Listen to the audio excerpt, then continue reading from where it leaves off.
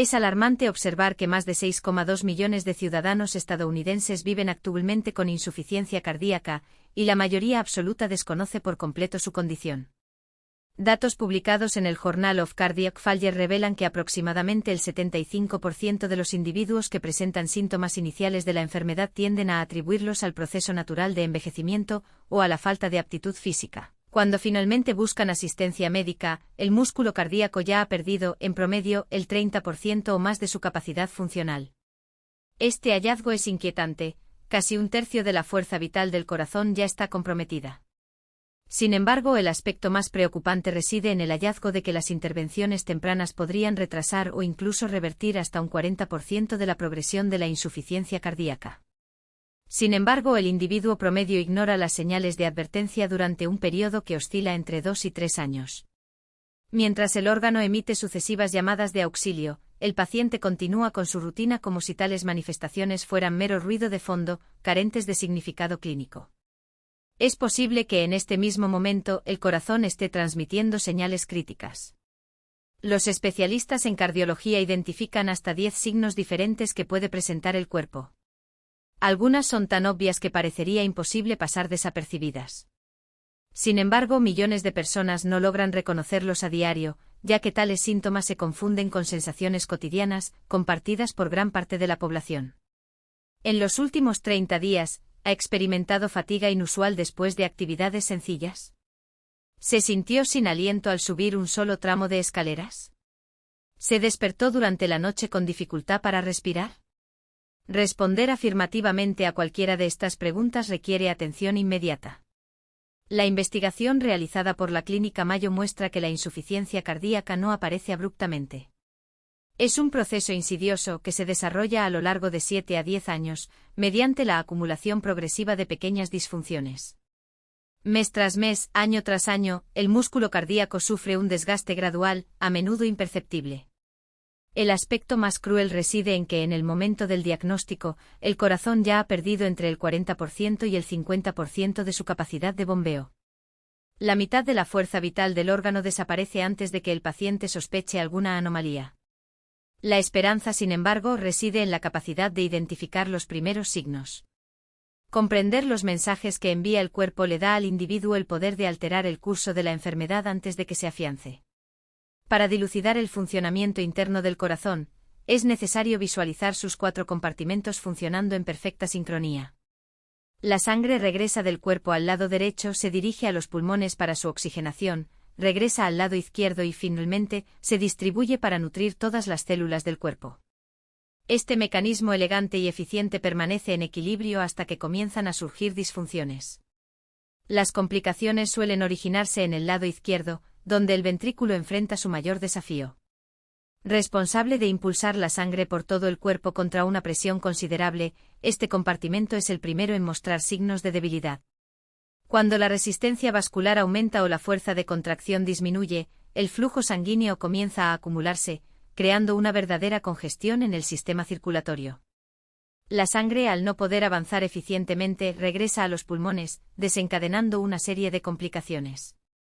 En esta etapa el paciente experimenta una sensación similar a la de ahogamiento, aunque permanece en un ambiente completamente seco. El primer signo de alerta aparece en forma de disnea, que no debe confundirse con la dificultad para respirar derivada de un esfuerzo físico intenso. Se trata de una dificultad respiratoria desproporcionada con la actividad realizada, como sentirse agotado después de cargar bolsas de la compra o subir un solo tramo de escaleras. La mayoría de las personas racionalizan estos síntomas y los atribuyen a un estilo de vida sedentario o a la vejez. Al observar que personas cercanas a ellos enfrentan dificultades similares, tienden a normalizar la situación, aunque se trate de una condición patológica. A medida que el ventrículo izquierdo pierde fuerza, se acumula líquido en los pulmones, una afección conocida como edema pulmonar. Estudios realizados por Johns Hopkins Medicine indican que esta acumulación puede reducir la capacidad de intercambio de gases hasta en un 50%. La sensación es comparable a respirar a través de una esponja empapada. Ante este escenario, se recomienda adoptar un diario respiratorio, en el que el paciente debe registrar los episodios de dificultad para respirar y clasificarlos en una escala del 1 al 10. Si la intensidad llega a 5 o más en actividades que antes se consideraban triviales, es una señal de alerta inequívoca. Otro método eficaz es la prueba del habla. Si el individuo no puede pronunciar una frase completa sin interrumpir la respiración durante actividades ligeras, debe buscar asistencia médica dentro de las 24 horas siguientes.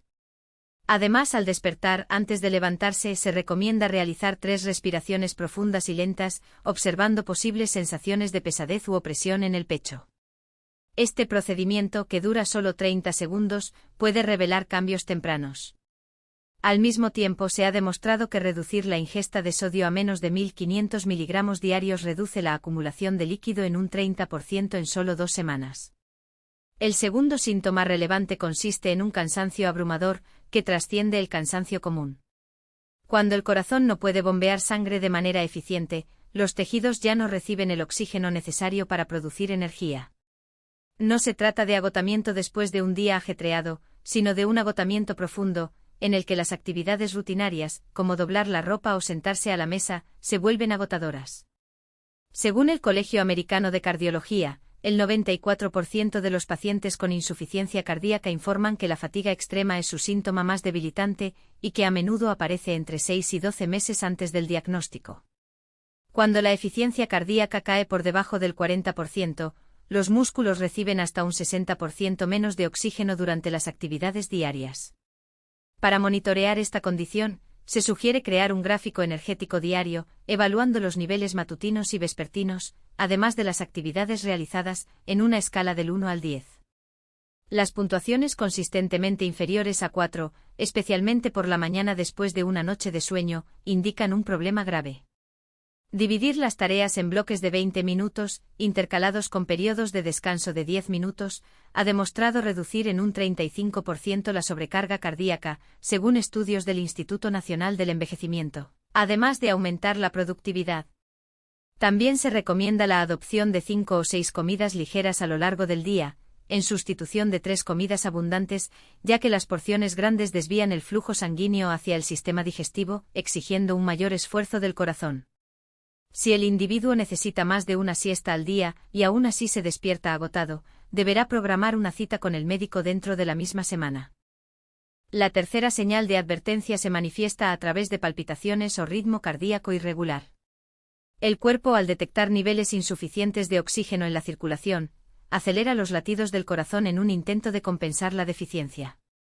La lógica subyacente es simple: si cada contracción no bombea suficiente sangre, aumentar la frecuencia podría llenar el vacío.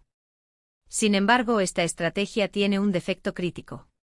Cuando el corazón late a un ritmo rápido, no hay tiempo suficiente para llenarse adecuadamente entre latidos, lo que provoca que se bombee menos sangre con cada contracción. El órgano trabaja sobrecargado, pero con eficiencia reducida, generando un ciclo de agotamiento progresivo. Desarrollan insuficiencia cardíaca hasta en un 70% en los 5 años siguientes. Este fenómeno, llamado nicturia, no debe confundirse con la poliuria nocturna asociada a trastornos metabólicos como la diabetes mellitus. En el contexto de la disfunción cardíaca, la redistribución del agua se produce como resultado de la incapacidad del corazón para mantener un gasto adecuado durante el día, lo que lleva a la acumulación de líquido en las extremidades inferiores. Al asumir la posición supina, la presión hidrostática disminuye, permitiendo que el líquido retenido regrese a la circulación central, sobrecargando los riñones y estimulando la diuresis. Los estudios realizados por el European Journal of Heart Failure demuestran que la nicturia persistente, definida como más de 2 micciones nocturnas por noche, se correlaciona directamente con la gravedad de la disfunción ventricular izquierda. La evaluación clínica debe incluir la cuantificación del volumen urinario nocturno, que en pacientes con insuficiencia cardíaca suele superar el 35% de la diuresis diaria total. Se recomienda llevar un diario de micción, en el que el paciente registra el tiempo y la cantidad de cada micción, así como cualquier síntoma asociado, como disnea o edema. Para minimizar este síntoma se pueden implementar estrategias no farmacológicas. La restricción de agua en las 2 horas previas a acostarse reduce significativamente la producción de orina durante la noche, como lo demuestran ensayos clínicos aleatorios. Además, elevar los miembros inferiores durante 30 minutos antes de acostarse favorece la redistribución del líquido acumulado, aliviando la sobrecarga renal. El uso de medias de compresión graduada durante el día también contribuye a reducir la acumulación de líquido periférico, reduciendo la necesidad de orinar durante la noche. La octava manifestación de alerta consiste en la pérdida progresiva del apetito, acompañada de una temprana sensación de saciedad. Este síntoma, a menudo subestimado, resulta de múltiples mecanismos fisiopatológicos. La congestión hepática e intestinal, resultante de la hipertensión venosa sistémica, compromete la motilidad gastrointestinal y la absorción de nutrientes. Al mismo tiempo, la reducción del flujo sanguíneo esplácnico desencadena un estado inflamatorio crónico, con liberación de citoquinas proinflamatorias, como el factor de necrosis tumoral alfa, TNF, y la interleucina 6, IL-6, que suprimen el apetito y aceleran el catabolismo muscular. Datos del Journal of the American College of Cardiology indican que hasta el 50% de los pacientes con insuficiencia cardíaca avanzada están desnutridos, condición asociada a un pronóstico desfavorable y a una mayor mortalidad. La evaluación nutricional debe incluir la medición del índice de masa corporal, IMC, la circunferencia del brazo y los niveles de albúmina sérica, prealbúmina y colesterol total. La suplementación calórico-proteica, cuando esté indicada, debe iniciarse tempranamente, preferiblemente bajo la supervisión de un nutricionista especializado en cardiología. Para mejorar la ingesta alimentaria se recomienda realizar comidas pequeñas, frecuentes, con alto contenido calórico y proteico, evitando alimentos de difícil digestión. Se debe limitar la ingesta de líquidos durante las comidas para reducir la distensión gástrica y la sensación de saciedad. Se ha demostrado en estudios clínicos que la suplementación con omega-3, en dosis de 1 a 2 gramos diarios, reduce la inflamación sistémica y mejora el estado nutricional en pacientes con insuficiencia cardíaca. Además, la actividad física ligera, como caminatas cortas, puede estimular el apetito y mejorar la función gastrointestinal. Funciona bajo carga excesiva para bombear sangre contra el aumento de la resistencia vascular. Con el tiempo, esta sobrecarga crónica conduce a la hipertrofia del ventrículo izquierdo, un mecanismo compensador inicial que, paradójicamente, compromete la función diastólica y sistólica del corazón.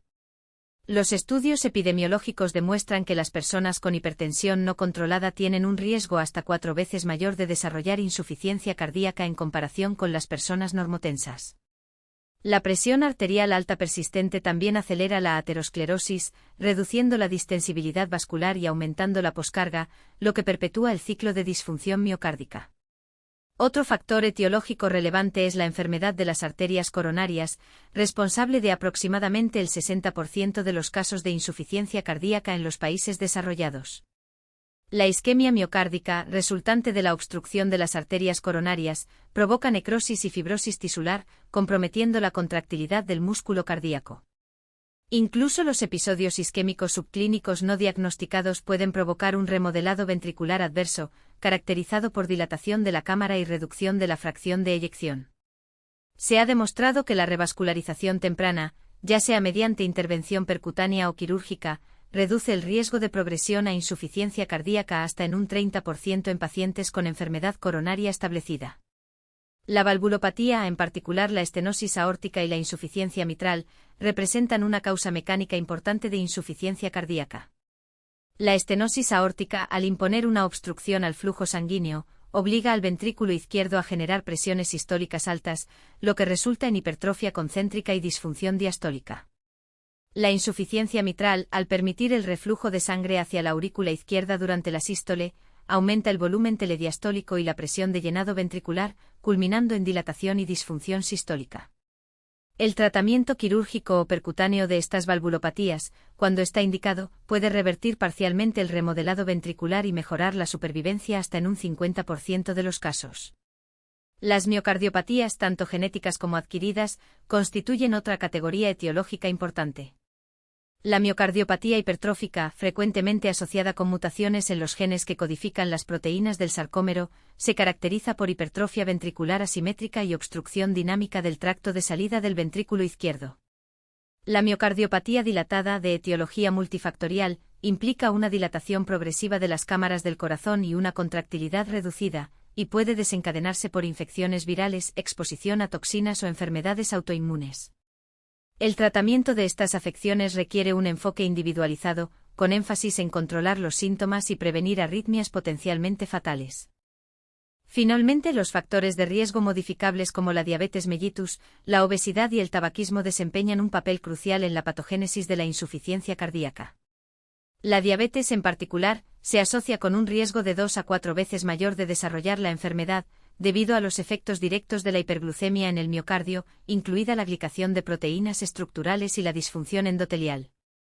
La obesidad, a su vez, contribuye a un aumento del volumen sanguíneo circulante y de la demanda metabólica, sobrecargando el corazón. Los estudios clínicos demuestran que la pérdida de peso sostenida, junto con un control estricto de la glucemia, puede reducir la incidencia de insuficiencia cardíaca en pacientes de alto riesgo hasta en un 25%. Dejar de fumar, a su vez, reduce el riesgo de eventos cardiovasculares adversos, incluida la progresión a insuficiencia cardíaca, en un 30%.